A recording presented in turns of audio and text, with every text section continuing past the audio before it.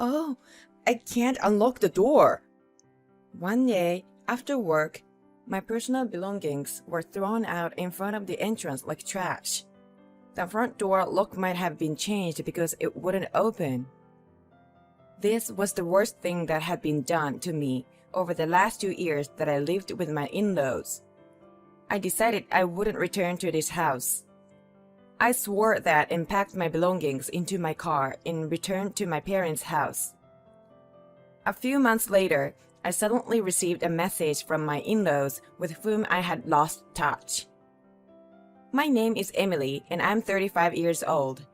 My husband is 5 years younger than me and his name is Tom. I was a career woman through and through and he was my subordinate at work.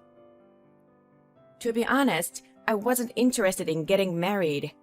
I didn't want to be tied down to a home or even a husband. And I had never even really dated until now.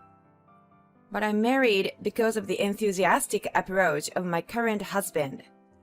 He told me I could work freely even after marriage and he would take care of the housework. This piqued my interest in marriage a bit. Also, it wasn't that I didn't want children. Although I didn't desire to marry, I did wonder what it would be like to have children. And at 35, I was getting to the age where it would be almost too late to have kids. So, I decided to marry my current husband. At the beginning of our marriage, we lived just the two of us. And as promised, he let me work freely and he took on the majority of the household chores. Yet, the situation drastically changed. This happened about 6 months after our marriage. My father-in-law passed away suddenly. At the sudden death of my healthy father-in-law, my mother-in-law and sister-in-law, Catherine, were in shock and claimed they couldn't sustain themselves. For your information, Catherine, younger than me, is 33 years old. She's a freelancer with a decent income, but she's busy with her fan activities and doesn't have much financial leeway. I always thought she should just get a full-time job whenever I met Catherine. After being approached by my mother-in-law and Catherine, Tom discussed the idea of living together with me. Emily, would you consider living together with my mom and sister? You can continue working as you do now, and I think having them around will reduce the household chores even more. What do you think? Tom, I'm fine with the work part, but I'm unsure about potentially reducing the chores. If your mom is living with us and we're helping her, shouldn't she handle all of the chores? Right, I get it. I'll let my mom and sister know. Please consider living together.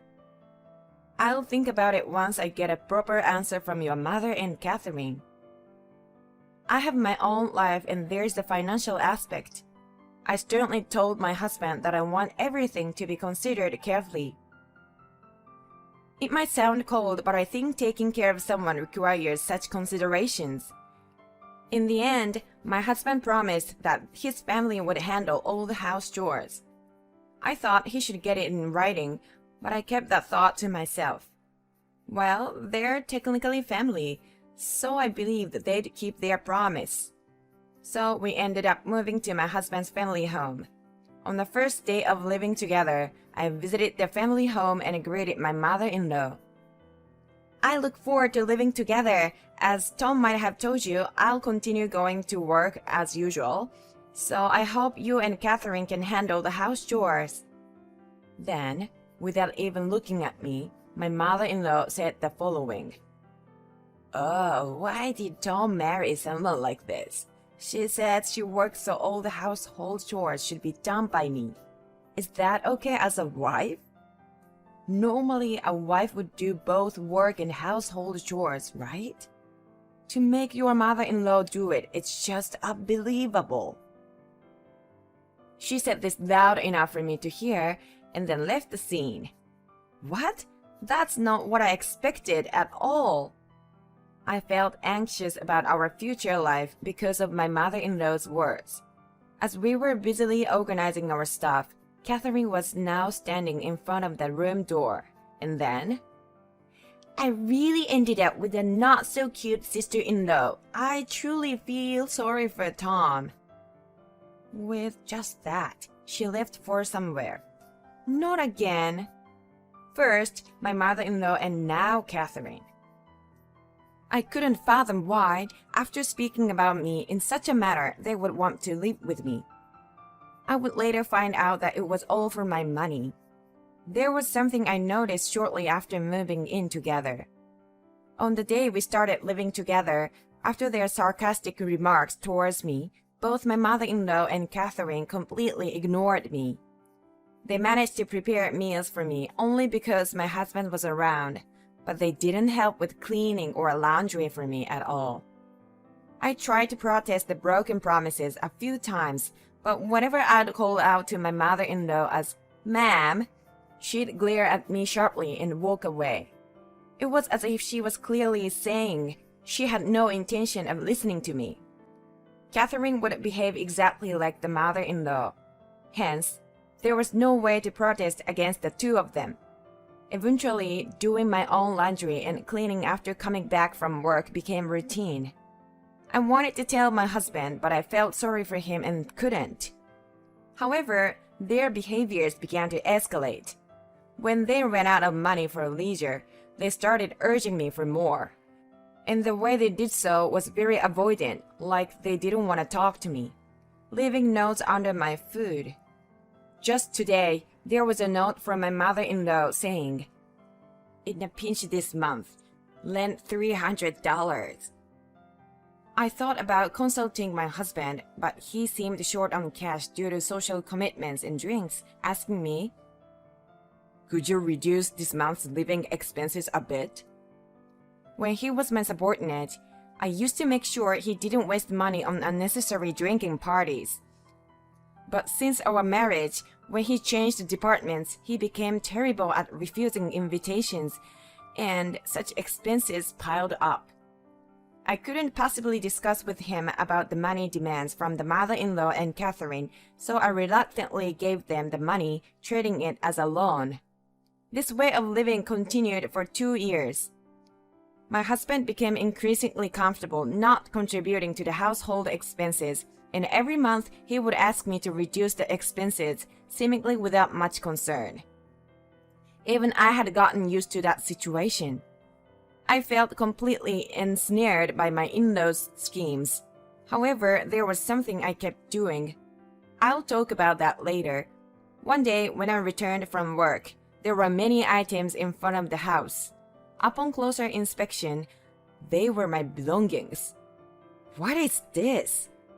I was infuriated to see my possessions treated like trash. Thinking I would finally voice my complaints, I tried to unlock the front door, but my key wouldn't fit. Damn it! They had changed the locks while I was away.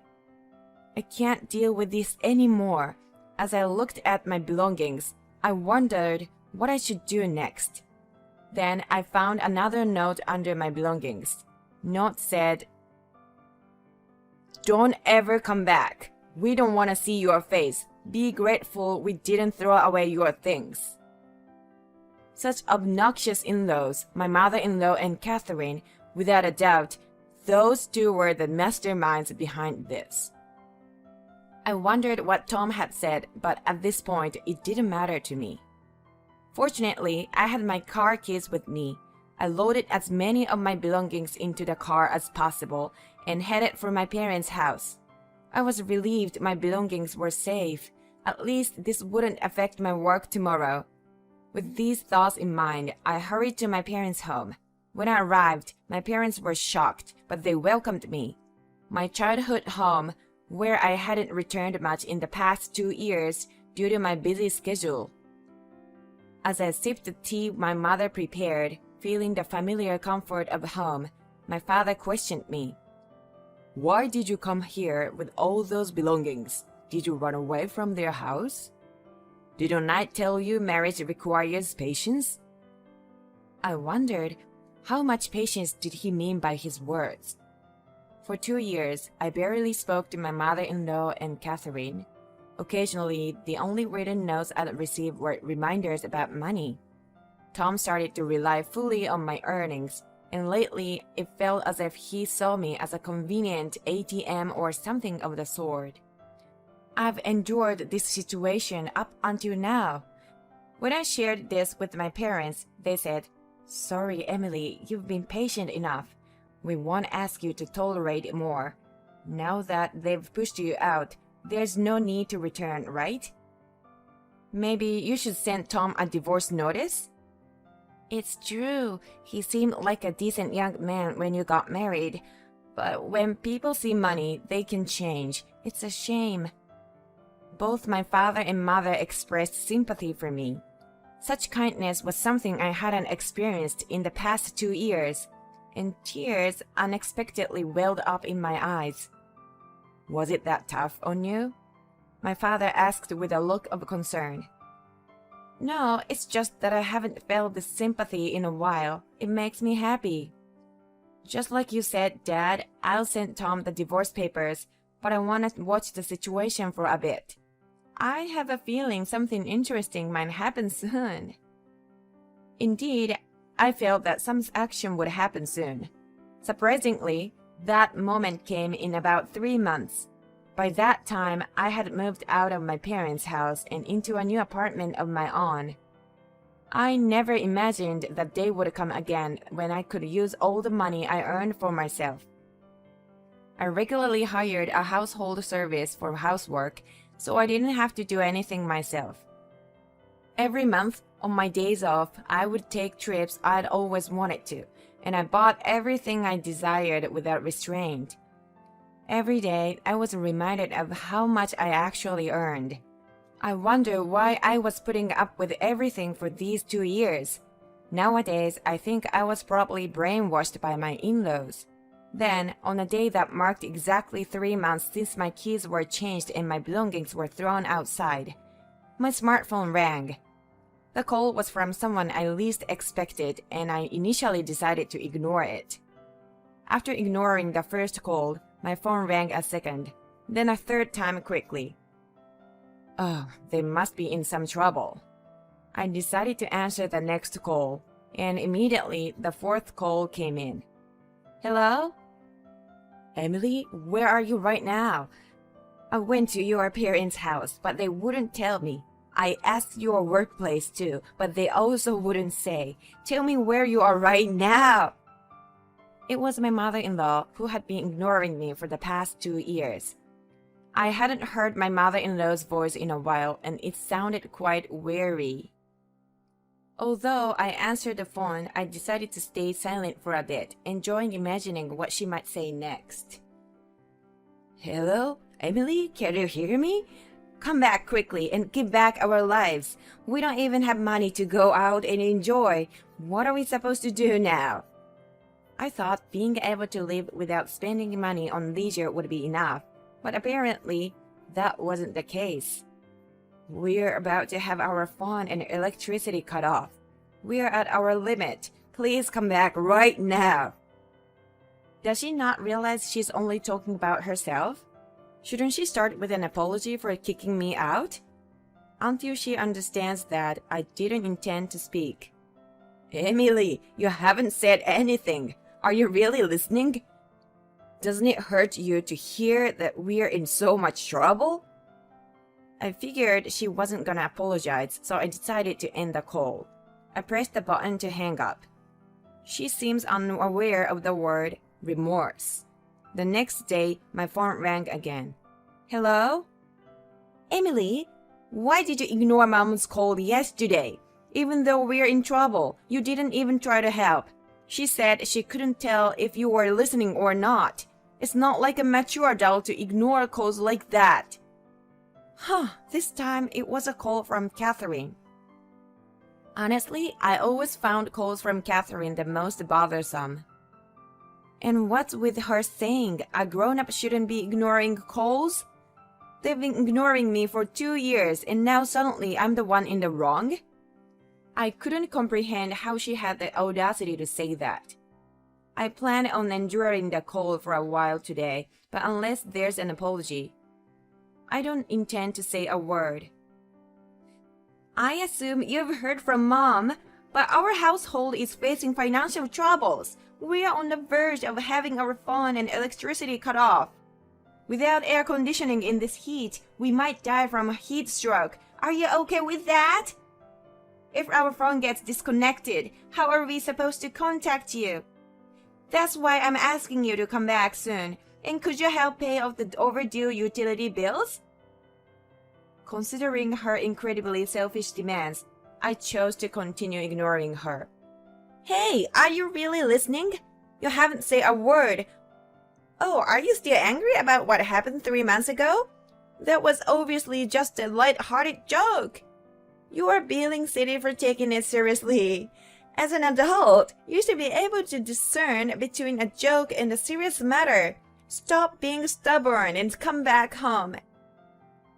Throwing my belongings out like trash and changing the locks so I couldn't get in. That's a clear message telling me not to return. Even if they now claim it was just a joke or a prank, I find it hard to believe.